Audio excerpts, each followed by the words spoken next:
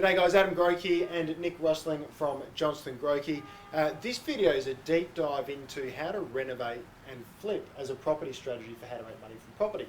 So we'll take a bit of a deep dive in this, we'll give you some really valuable tips and there is going to be a blog, so read the blog as well if you want some more information. We'll try and just skim over the top but still make it high value. Yeah. I guess the first thing when you're renovating and you're buying a property to renovate and then flip that, we spoke about time in the market in some of our other videos. You really want to shorten the time of market. How can you get in there, add value as quickly as possible, get your bang for buck and then get out? And now the problem with doing that strategy here in South Australia, you've got high cost to get into the property market with stamp duty and high cost to sell as well, which makes it so important as a first step to buy the right property at the right price. Exactly right. And you know, there's not as many of those out there. So we've already talked about the buy and hold and the develop and those sort of things. But these sort of properties, they're a very select sort of property. So it's not just any property. It's not just as simple as going and buying an old house, doing it up and making 100 grand out of it. It doesn't work that way. Yeah, absolutely. And the key thing that you've got to remember when you're renovating, you have to buy a house that you can get return on your investment, your cash you're putting in there. So that means two things. One, where are you going to get your bang for your buck? So for every dollar you spend, you want to make $3 worth of value, right? Because you can spend $1 and then it's actually not even creating $1 worth of value. So generally speaking, you're talking your main areas, so your kitchen, your wet areas, a coat of paint, some landscaping even, just to freshen it up, outside appearance, or even knocking down walls, and open plan living is sort of what people are looking for. There's also a changing trend where people want to have 2 living rooms now. Right? Well, having kids and these sort of things, I like to be able to have a space for the kids to, you know, go and watch a movie or do something like that where, you know, there's still space for you out in your main living area. So that's becoming more and more common. And you touched on it already, the open spaces, that's probably the biggest thing that we see now. The old style houses, it's all about rooms and your kitchen separate to your living room and everything like that. Simply moving a wall out of the way can really open up and change a whole property. Yep, absolutely. Now, a key with renovating and flipping, time, as we mentioned, making sure you spend money when you're going to get your return. So invest or spend $1 on that renovation and get 3 back. The other thing is you've got to be wary or aware of the market cycles. If you're renovating in a flat market, it's very hard to make money. If you're renovating in a booming market or a market that's growing, well then you're going to get some uplift anyway and you're going to have more buyers wanting to buy that property.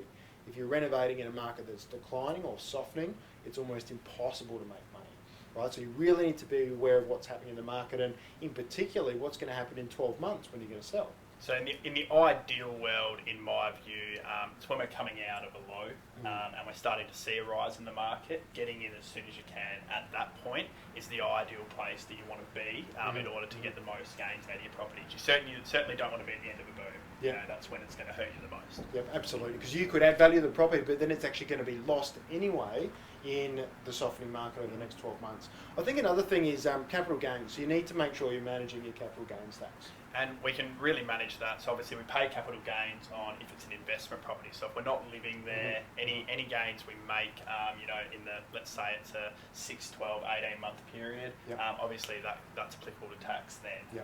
We can avoid that. Now, it's not always the ideal scenario and it doesn't suit everyone, but if it is your primary place of residence throughout the time that you're renovating the property, obviously then you can avoid the capital gains tax. Capital gains tax free.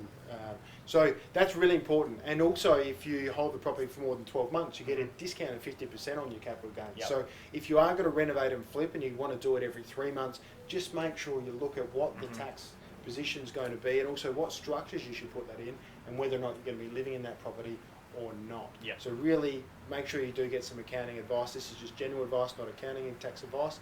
So make sure you get some personal advice with that. Definitely. And I think, you know, again, we've come back to it throughout this whole thing with property investment, but it is location. You know, it's all well and good to go out and find great house at a cheap price and renovate it and think you're going to do well out of it, but if it's not a desirable location, it's just not going to work. So it comes all the way back to that every time, and we'll harp on it throughout this whole you know, series of episodes that we do with this. It's about the location.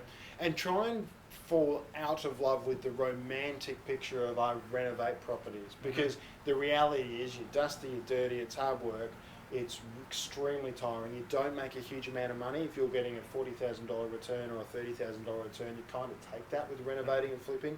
It's not a big money maker.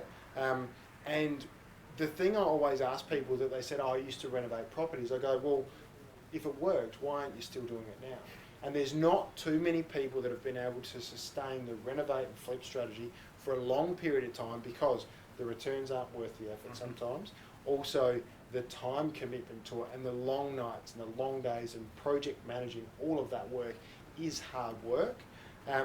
And it's probably in some cases just not giving them the returns that they wanted. Well, the renovate and flip strategy, realistically, it only works if you can do a lot of the work yourself. Yeah, absolutely. You know, if you've got tradies involved for every step of the way, that's going to cost. Labour in Australia is dear, so it's going to cost you a lot of money. So if you can, you know, if you are qualified in any trade, and you know they're typically the sort of people we see do the renovate, it's someone, you know, sparkies, carpenters, those sort of things.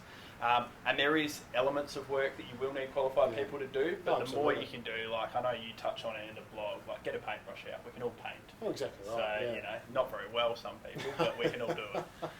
All right, if you've got any questions, let us know. It is one way to make money from property. Key points: buy right, buy cheap, renovate, only spend money on what you're going to get a return on. Do it super quickly. Make sure you're aware of your tax position and what the effect is going to be. And if you're going to do it, have fun doing it, but just be prepared to get your hands dirty and do some hard work. Thank you very much. Let us know if you've got any questions. Cheers.